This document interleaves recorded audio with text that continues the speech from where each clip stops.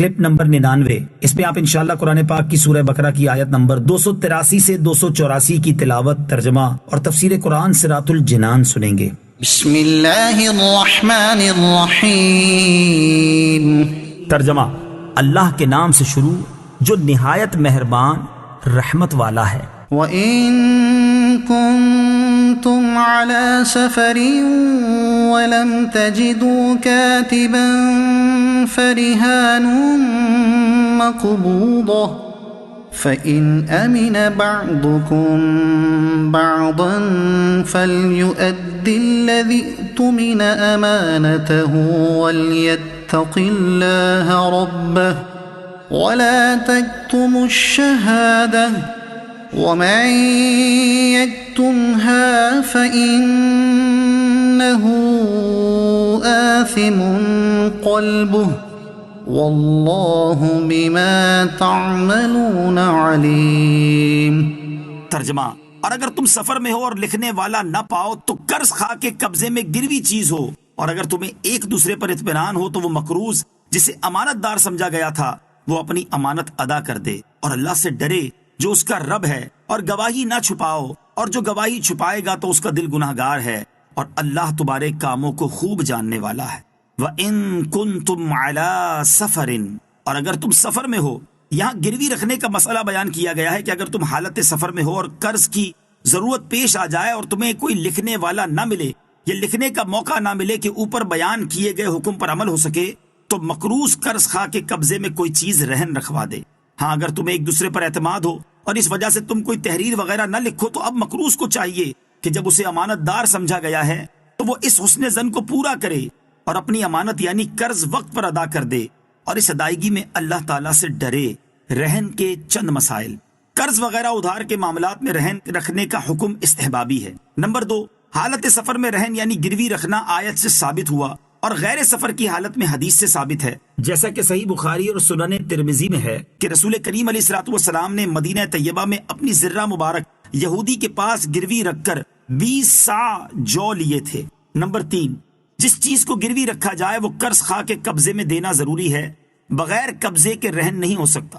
رہن کے بارے میں مزید معلومات حاصل کرنے کے لیے بہار شریعت جلد 3 حصہ 17 سے رہن کا بیان مطالعہ فرمائیں۔ وَلَا تَكْتُمُوا الشَّهَادَةَ، اور گواہی نہ چھپاؤ۔ گواہی سے متعلق چند احکام اوپر بیان ہوئے، یہاں صراحت سے بیان فرمایا کہ گواہی نہ چھپاؤ، کیونکہ گواہی کو چھپانا حرام اور دل کے گناہ گار ہونے کی علامت ہے، کیونکہ اس میں صاحب حق کے حق کو ضائع کرنا پایا جاتا ہے۔ گواہی چھپانا کبیرہ گناہ ہے، چنانچہ حضرت عبداللہ ابن عباس رضی اللہ تعالیٰ عنہما سے ایک حدیث مروی ہے کہ کبیرہ گناہوں میں سب سے بڑا گناہ اللہ تعالیٰ کے ساتھ شریک کرنا اور جھوٹی گواہی دینا اور گواہی کو چھپانا ہے۔ للہ ما فی السماوات وما فی الارض وَإِن تُبْدُوا مَا فِي أَنفُسِكُمْ أَوْ تُخْفُوهُ يُحَاسِبْكُم بِهِ اللَّهُ فَيَغْفِرُ لِمَن يَشَاءُ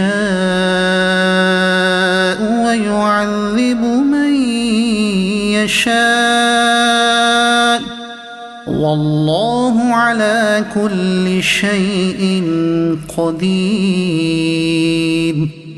ترجمہ: جو کچھ آسمانوں میں ہے اور جو کچھ زمین میں ہے سب اللہ ہی کا ہے، اور جو کچھ تمہارے دل میں ہے اگر تم اسے ظاہر کرو یا چھپاؤ اللہ تم سے اس کا حساب لے گا، تو جسے چاہے گا بخش دے گا اور جسے چاہے گا سزا دے گا، اور اللہ ہر چیز پر قادر ہے۔ وَإِن تُبْدُوا مَا فِي أَنفُسِكُمْ، اور جو کچھ تمہارے دل میں ہے اگر تم اسے ظاہر کرو۔ انسان کے دل میں 2 طرح کے خیالات آتے ہیں، ایک بطور وسوسہ کے اور ایک بطور عزم و ارادہ کے۔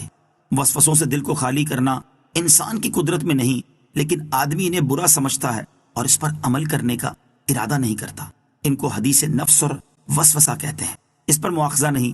بخاری اور مسلم کی حدیث میں ہے کہ سرکار دو عالم علیہ الصلوۃ والسلام نے ارشاد فرمایا کہ میری امت کے دلوں میں جو وسوسے آتے ہیں اللہ تعالیٰ ان سے تجاوز فرماتا ہے جب تک کہ وہ انہیں عمل میں نہ لائیں یا انہیں اپنے کلام میں نہ لائیں۔ یہ وسوسے اس آیت میں داخل نہیں۔ دوسرے وہ خیالات جن کو انسان اپنے دل میں جگہ دیتا ہے اور ان کو عمل میں لانے کا قصد و ارادہ کرتا ہے، ان پر مواخذہ ہوگا اور انہی کا بیان اس آیت میں ہے کہ اپنے دلوں میں موجود چیز کو تم ظاہر کرو یا چھپاؤ، اللہ تعالیٰ تمہارا ان پر محاسبہ فرمائے گا۔ حضرت علامہ شیخ عبدالحق محدث دہلوی رحمۃ اللہ تعالی فرماتے ہیں، جو برا خیال دل میں بے اختیار اور اچانک آ جاتا ہے اسے حاجز کہتے ہیں۔ یہ آنی فانی ہوتا ہے، آیا اور گیا۔ یہ پچھلی امتوں پر بھی معاف تھا اور ہمیں بھی معاف ہے، لیکن جو دل میں باقی رہ جائے وہ ہم پر معاف ہے، پچھلی امتوں پر معاف نہ تھا۔ اگر اس برے خیال کے ساتھ دل میں لذت اور خوشی پیدا ہو تو اسے ہم کہتے ہیں، اس پر بھی پکڑ نہیں۔ اور اگر ساتھ ہی کر گزرنے کا پختہ ارادہ بھی ہو تو وہ عزم ہے، اس کی پکڑ ہے۔